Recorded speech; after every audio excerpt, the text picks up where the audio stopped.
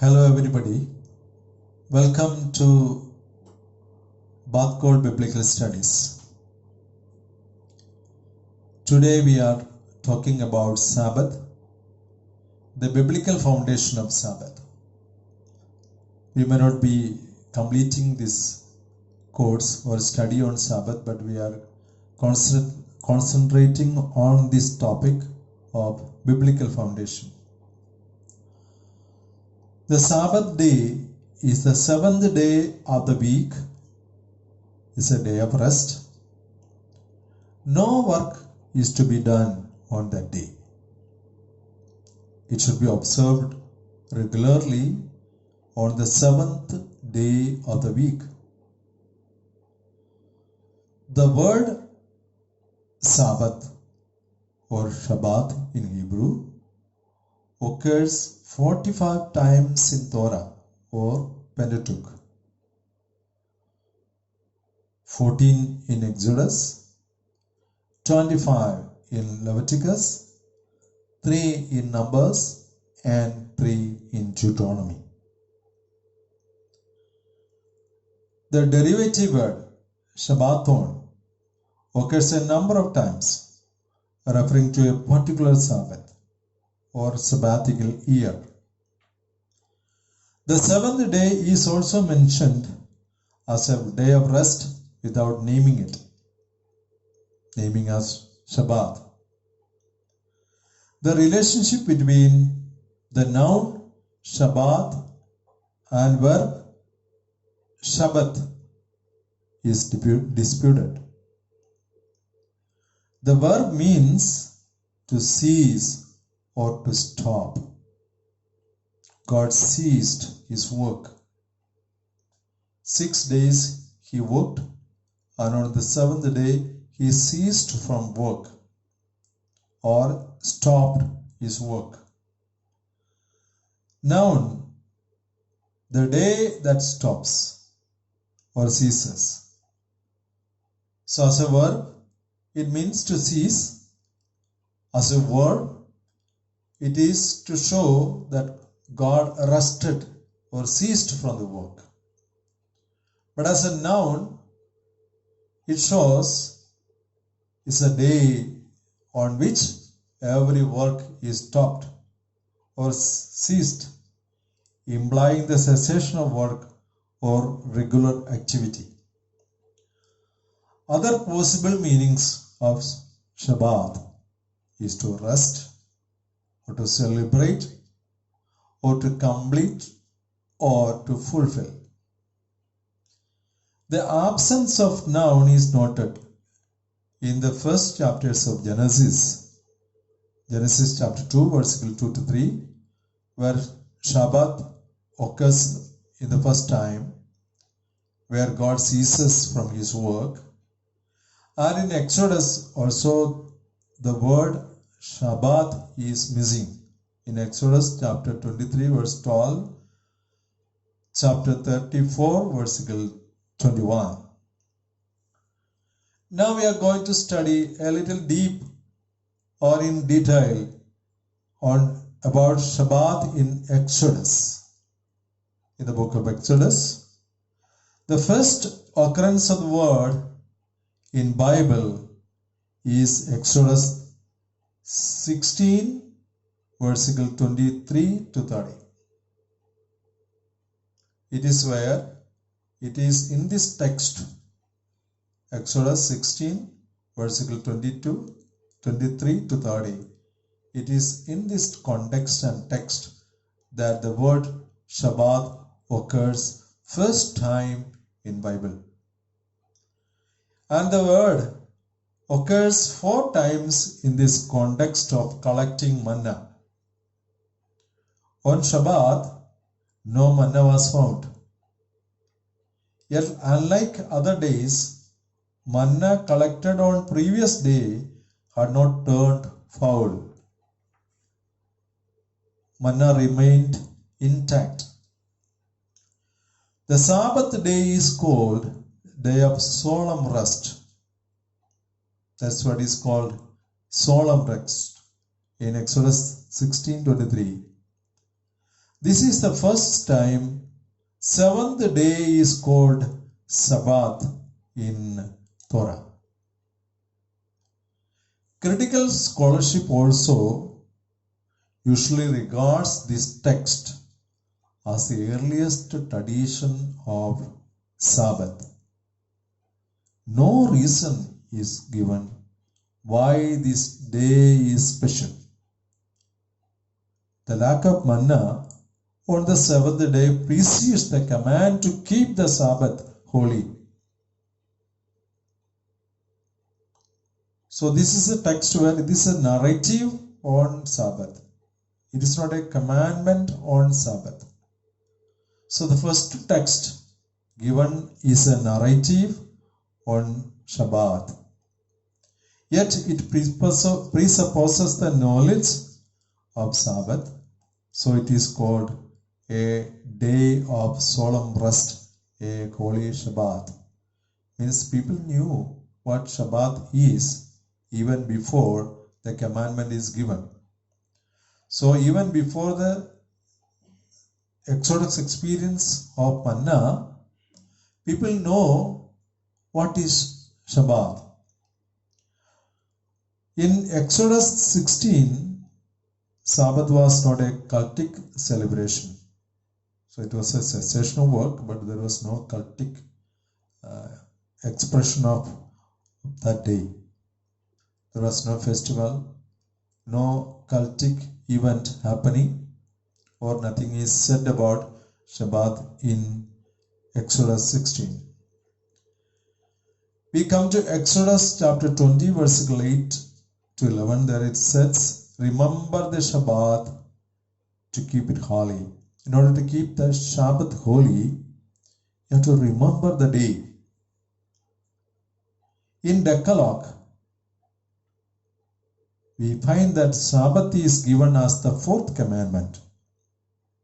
In Exodus 20, versicle 8 to 11, the word occurs 3 times. The day is again the seventh day.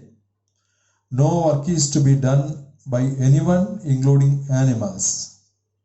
It's a holy day for remembering. The reason is God rested on the seventh day and He blessed it and made it holy. So the reason of celebrating or cessation of work is in imitatio Dei, in imitation of God. What did God do? God ceased from all His work. On the seventh day, He rested on it, He blessed it and made it holy. So we have to imitate your Creator. We have to imitate our God. Yeah. Exodus chapter 31, verses 12 to 17. Here we find the command to keep the Sabbath. Keep the Sabbath recurs here. Again, it is the seventh day on which work is prohibited. It is announced as a sign and holy. So when we come to chapter 31 of Exodus, you are supposed to keep the commandment of Sabbath because it is a sign. It's a sign that you have a covenant with God. We will elaborate on that concept when we come to theological musings on Sabbath. Another text is Exodus 35, verses 2 to 3. It gives a specific example that what cannot be done on a Sabbath. Example, you should not kindle fire. So kindling fire is given as an example as to what you should not do. In Exodus 31 and 35, any Israelite who infringes the Sabbath should be put to death. If anyone breaches this law, he has to be killed. In 35:14, it is said that soul shall be cut off from among his people. That soul who infringes or who does not keep the Sabbath, that soul should be cut off from the people. So that's a very severe punishment that is attached to the Sabbath. So Sabbath is a part of 10 commandments, and as I said, its breach is punishable unto death. It shows its importance. In particular, the way our commandments are written in Deuteronomy makes the Sabbath as a commandment central in its theme, and it has a central position and it shows its great importance. Sabbath is a law of high significance in Exodus. Sabbath is seen as a wedding ring, a sign of covenant with Yahweh. Now we are going to see Sabbath in Leviticus. In the second half of the Leviticus, Shabbat occurs several times, often in association with feasts or festivals. There is a general command to keep my Sabbath. Leviticus 19:3, again 19 versicle 13, chapter 23 versicle 38 of Leviticus. And the Sabbath day is called my day by Yahweh, means Yahweh says it's my day. It's my day, not your day. It's my day. So you have to keep the Sabbath because you are my people.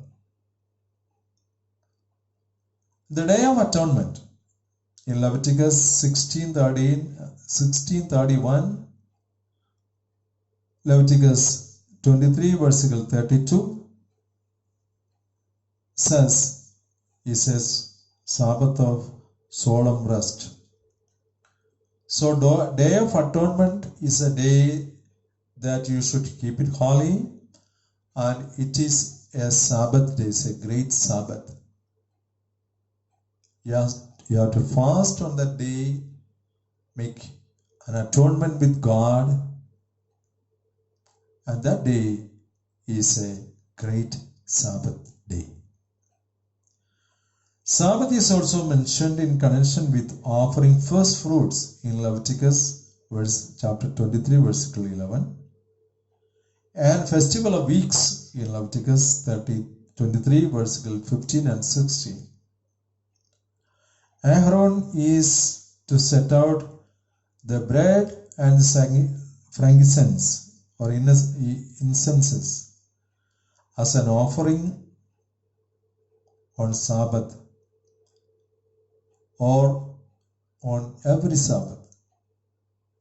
Means Sabbath after Sabbath, Aaron is said to keep the bread, the showbread, and the frankincense in the tent of meeting. That we find in Leviticus 24 verse 18. The day of rest is also associated with Feast of Trumpets in Leviticus 23:24. And the first and the 8th day of Feast of Tabernacles that you read in Leviticus 23 verse 39.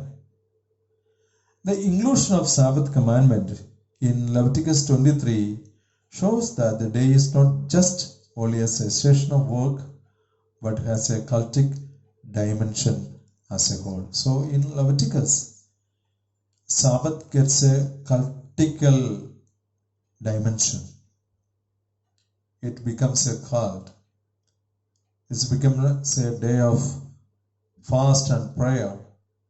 It becomes a day of atonement with God. So Sabbath in Numbers In the book of Numbers, Sabbath is mentioned in 3 times. Numbers 15:32, a man collecting sticks on Sabbath was sentenced to death, conforming to the commandments given in Exodus 31:14 and 35:3. Numbers 28:9-10 lists a certain sacrifice to be offered on Sabbath.